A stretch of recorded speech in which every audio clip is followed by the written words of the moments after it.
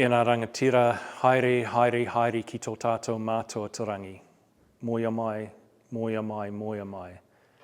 Te ranga Māori a te atua, moia mai, moia mai, moia mai. Brothers and sisters, we mourn the passing of two wonderful friends of this diocese.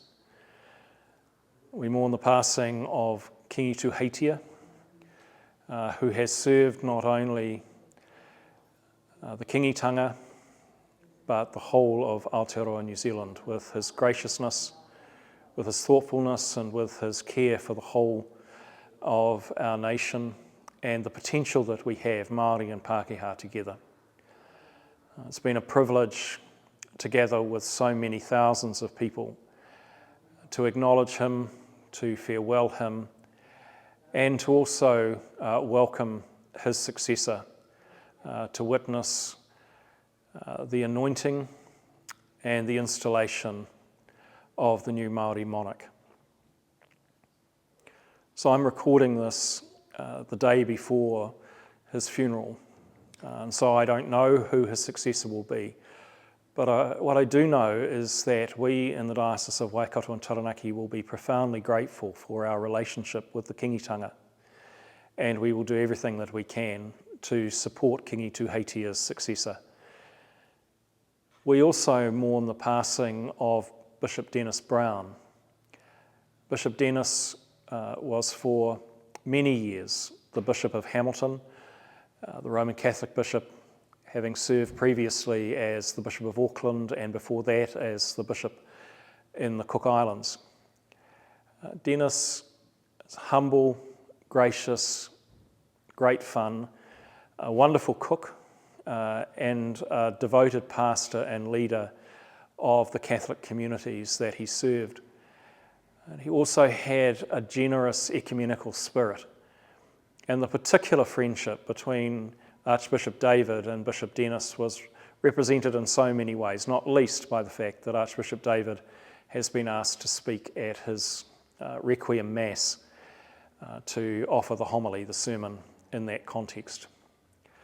So it is with a sense of enormous gratitude that we acknowledge these two great leaders who have died within days of each other, who knew each other well, and who have, as I said, been wonderful friends of this diocese. I wanted also to acknowledge and say thank you to all of those of you who participated so fully in the last diocesan conversation. We are working hard on preparing the motions that you had an initial discussion around at that conversation so that we can engage with those at our synod in the middle of October.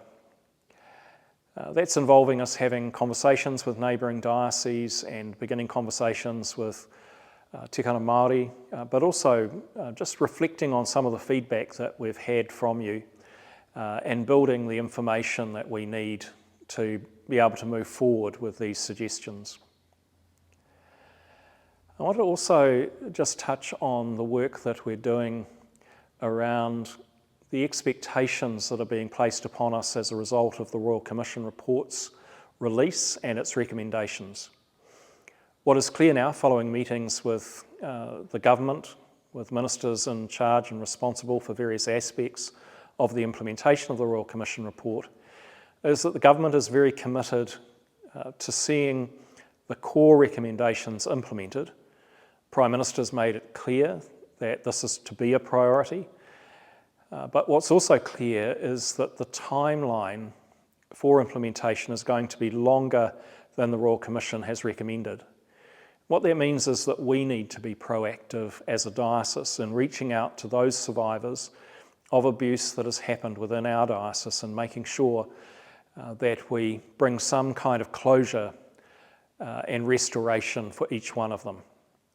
So we will be very active in that space, as we will be active in making sure that the sort of support, resourcing and training that all of us as licensed lay ministers and clergy will need in order that we can ensure that the ministry we offer is always with a focus on the person who we're trying to serve, on their needs, and ensuring that that ministry that is offered is always of the very best character and quality that we can make it.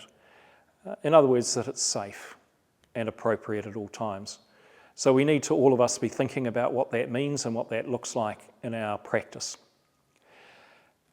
I hope that what we'll be offering in that space will be both enjoyable and challenging, and that all of us will work together to ensure that we are really committed to ensuring that we are a church which is marked by gratitude, by hospitality and by generosity, a church that is committed to providing an environment in which every person can flourish and in which everyone is safe. So thank you, all of you, for your commitment to this wonderful diocese. Thank you for your support of each other and of me. And I ask